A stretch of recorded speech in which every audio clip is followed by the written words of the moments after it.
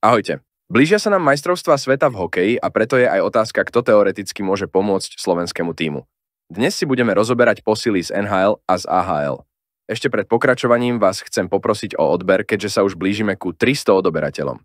Za túto hranicu vám chcem odhaliť svoj reálny hlas. Ďakujem za podporu a môžeme ísť ďalej.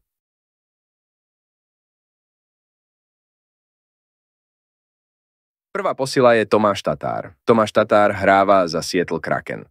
Seattle stratil možnosť postúpiť do play-off a tak teoreticky je Tomáš voľný. Ďalším je Juraj Slavkovský. Juro prežil parádnu sezónu. O jeho rekorde som točil samostatné video. Ak sa Juro nezraní alebo nestanú sa iné okolnosti, Juro ide. Sám to potvrdil. Je to blízko Slovenska a môže sa prísť pozrieť celá rodina. Bolo by to super. Ak budem zdravý, budem tam na 100%. Martin Pospíšil. Pospíšil zažil v tejto sezóne pekné, ale aj nepríjemné momenty. Často býva vylúčovaný za tvrdšie zákroky. Uvidíme, či ho Remsi zoberie. Jeho brata napríklad v repre nechce vidieť. Šimon Nemec a Martin Fehervári pôsobia v kluboch, ktoré sú aktuálne pod čiarou postupu, čo by znamenalo možnosť doplniť národné družstvo ešte pred začiatkom MS. Poďme sa pozrieť na AHL hráčov.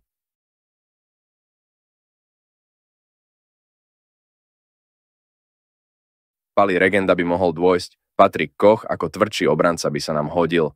Otázna je účasť Mariana Studeniča, Miloša Kelemena alebo Samuela Kňažka.